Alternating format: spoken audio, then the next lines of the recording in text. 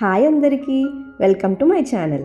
ఈరోజు ఈ వీడియోలో మనం కరివేపాకు పొడిని ఎలా చేసుకోవాలో చూద్దాం. ప్రతిరోజు మీరు ఈ పొడిని వేడివేడి అన్నంతో లేదా ఇడ్లీ, దోశ, ఉప్మా లాంటి బ్రేక్ఫాస్ట్తో తింటే ఎంతో హెల్తీ. ఈ పొడిని ఇంట్లోనే ఈజీగా ఎలా చేసుకోవాలో చూసేద్దామా? ముందుగా ఒక ప్యాన్లో 2 టీ స్పూన్ల ఆయిల్ను వేడి చేసుకొని అందులోనే 2 టేబుల్ స్పూన్ల శనగపప్పుని, 2 టేబుల్ స్పూన్ల మినప్పప్పుని వేసి ఒక 2 నిమిషాలు మీడియం ఫ్లేమ్లో వేయించుకోండి. ఇప్పుడు అందులోనే 2 టేబుల్ స్పూన్ల వేరుశనగ పప్పును వేసి ఇంకొక 2 నిమిషాలు బాగా వేయించుకోండి. ఇప్పుడు అందులోనే 3 టేబుల్ స్పూన్ల ధనియాలను వేసి మంచి ఫ్లేవర్ వచ్చే వరకు వేయించుకోండి. ఇవన్నీ బాగా వేయించుకున్నాక వేరే బౌల్లోకి తీసుకొని పక్కన పెట్టేసుకోండి. ఇప్పుడు అదే ప్యాన్లో 1 టీ స్పూన్ ఆయిల్ వేసి అందులోనే 15 నుండి 20 దాకా ఎండుమిర్చీలను వేసి ఫ్రై చేసుకోండి. ఇక్కడ ఎండుమిర్చీలను మీ కారం సరిపోయే అన్ని చూసుకొని వేసుకోండి.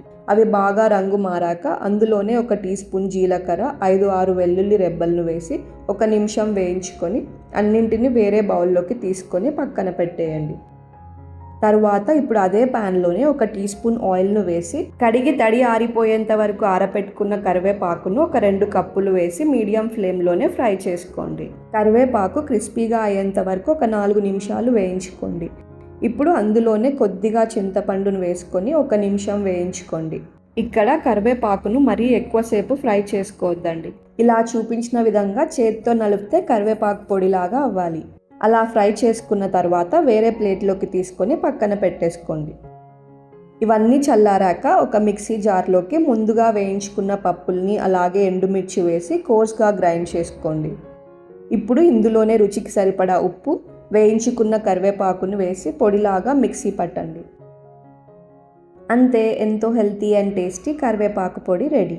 ఇలా చేసిన కరివేపాకు పొడిని వేడి అన్నంలో నెయ్యి వేసుకొని లేదా ఇడ్లీ, దోశ, ఉప్మా లాంటి వాటిల్లో తింటే చాలా బాగుంటుంది. అలాగే హెల్త్కి కూడా చాలా మంచిది.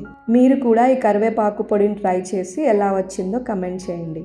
మీకు ఈ వీడియో నచ్చినట్టయితే లైక్ చేయండి, షేర్ చేయండి, అలాగే సబ్స్క్రైబ్ చేసుకోవడం మర్చిపోద్దు. మళ్ళీ ఇంకొక వీడియోలో కలుద్దాం.